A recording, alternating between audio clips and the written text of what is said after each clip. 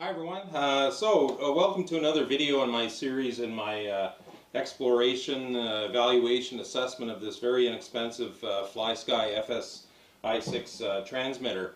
If you watched my last video in this series, I did finally flash the firmware. The 10 channel gives you 10 channels, timer, all kinds of other things, and I managed to get the timer working. So now that I've had a couple of flight sessions with it, I just wanted to kind of give my feedback on how the things that I wanted are working out. First thing I wanted to mention, this is the first time that I had flown it because, as I mentioned in my previous video, in order to get the timer set up and working, I found the only way to do it was in the AFH DS2A mode, or with the receiver that has two antennas. So I've actually stripped, took the little box off of it, and I just have it in here in some clear heat shrink. I know it's going to be kind of hard for you to see. So what I've done with the two antennas is I've tried to set them sort of at 90 degrees. I'm not really sure. I'm still learning about that. I don't know if it makes too much of a difference because I don't fly. I would say probably the furthest I ever get away from myself at my field, because of the trees and all that other sort of stuff, is maybe about 400 meters. But essentially I have one of the antennas running this way straight down along the inside of the fuselage, and then what I did was I ran the other one, you can see here, I ran it sort of at 90 degrees straight down, and then I sort of put it across the bottom of the fuselage there. So I don't really know if that's a good way to set it up for diversity, but again, you know, the two flying sessions that I've had, I haven't had any problems, flying at my flying field. So touch wood, thus far that antenna setup seems to be working. So if you're interested in the main reason that I shrunk my receiver, if you want, is not so much to save a lot of weight. It saves maybe a gram or two, but you know, things get pretty tight in these electronics bays of these park jets, especially when, you know, I've been downsizing many of them to get you know, optimum performance with little quad racing motors.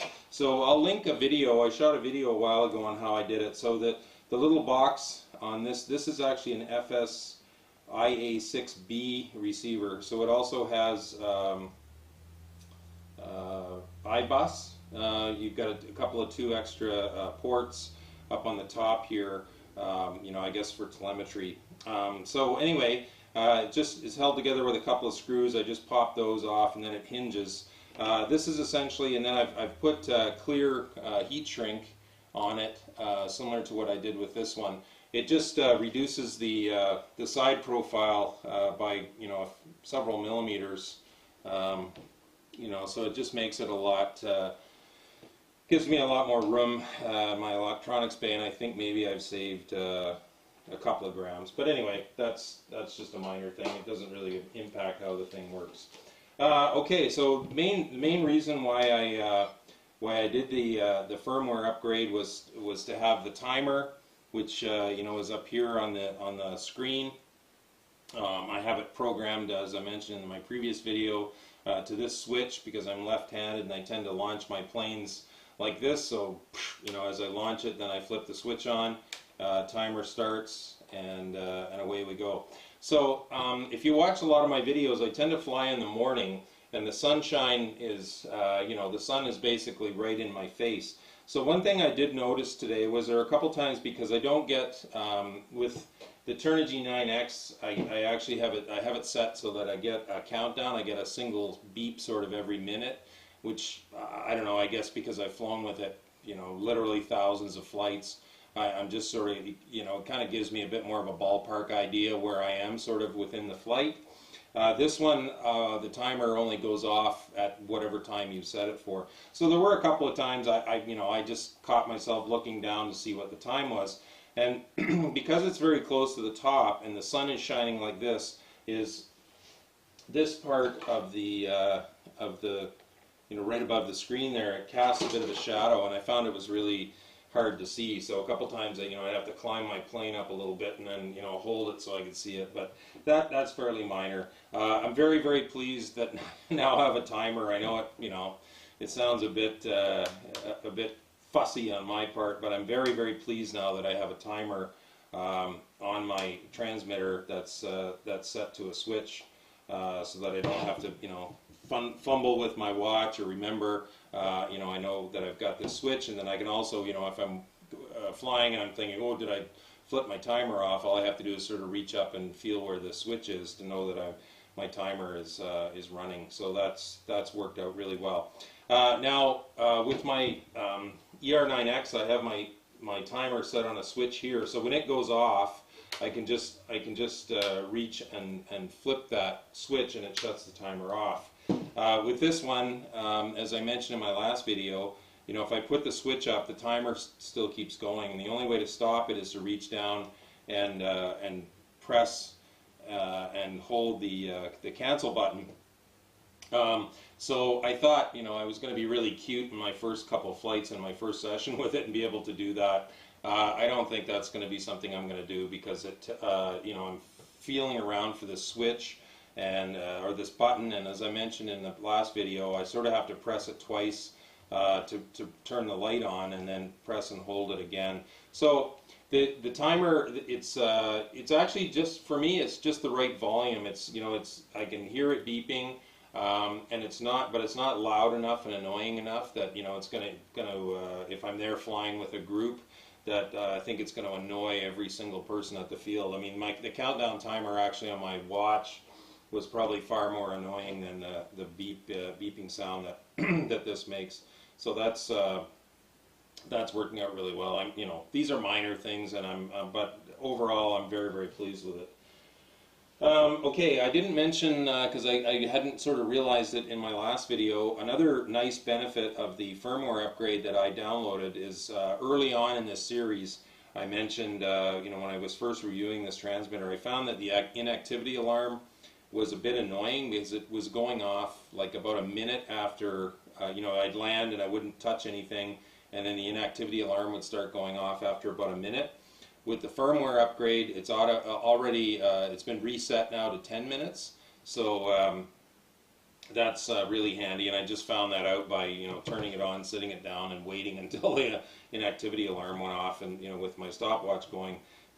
So that's really handy, because now I can walk out, pick up my plane, bring it back to the table, take the old battery out, put the new battery in, go fly, and I don't have to worry about touching a button or flipping a stick to shut off the inactivity alarm. So that's really good. So now I have a 10-minute inactivity alarm, so that's a little bit less annoying.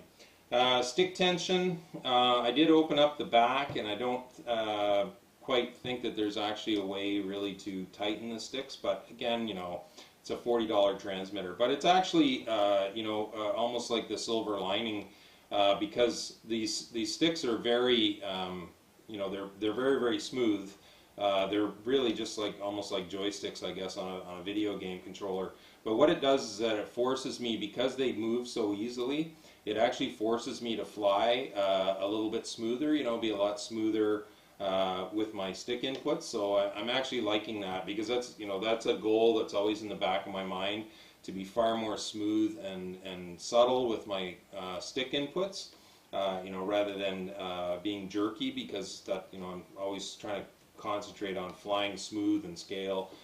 So that's actually a good thing. And I can, as I've mentioned in previous videos, I've been able to compensate a little bit for the to take any of the jerkiness out, just by taking up my expo a little bit. So I've sort of found a good balance between having enough expo so that I'm not jerky, and then just really focusing even more on being nice and smooth. And of course, it's I'm used to handling this which weighs almost twice as much, and it has even though it's fairly old, it still has good stick tension. I'm just so used to the stick tension and feel of this transmitter that it's just going to take more flights. And one of the reasons that I set this SU-30 up with it is because this is kind of one of my go-to planes now for the summertime. I take that plane to the field with me every time I go fly. So now this will really, you know, it'll kind of force me to fly with this more often, so that I can really evaluate even further how it's, you know, it's working out for me over time. Okay, just one other thing that I have noticed is some of these little round sort of nuts that that surround these. Like this one is, I'm just unscrewing it now, but I have noticed that a couple of times these little switch retaining nuts have just, you know, been loose. So that's just something to watch for. I've tightened them all up pretty good now. You know, I haven't reefed them down so that I break them, because you know, it's just an inexpensive plastic case. If it really got bad, then I suppose maybe if I put a couple little dabs of hot glue on there, it would keep them from loosening off. But if you have one of these things, you know, that might be just something to kind of keep an eye on. Is that. All right, so what's up next? I've said this several times, and I'm sorry that I haven't got off my butt and done it, but one of the things I want to do is you know, I've watched some videos, I have the cables now, I just need to get off my butt and download you know, a free simulator, hook up the cables to the transmitter and to my computer, and then evaluate its use on a simulator. Obviously it's summer where I live, so the last thing I want to do is be flying a simulator when I can go fly a real plane, but anyway, it's part of what I wanted to evaluate, so I'll be getting off my my butt and doing that. The other thing, I think I have it around, oh here it is. I watched a fellow's video of, he modified his FlySky FS-i6 to use a 2S LiPo, 2-cell LiPo, and I found this one laying around. This one's a 850.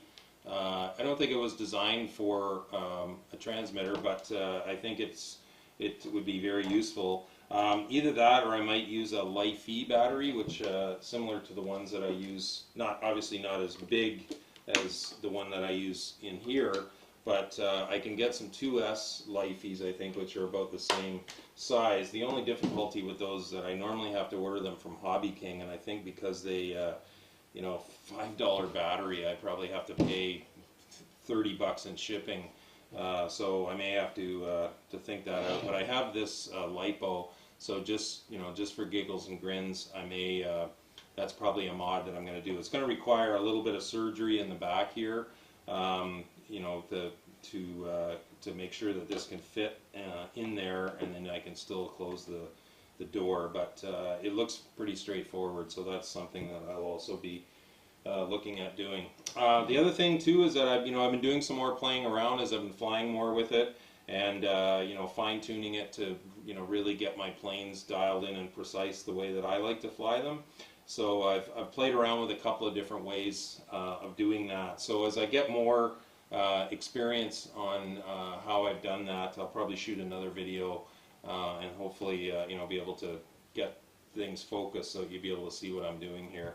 You know, just different ways to really fine-tune and dial in my throws and all that sort of stuff. So that'll be another thing upcoming. So anyway, bottom line, really happy with you know, the increased inactivity alarm and how the timer works on this now.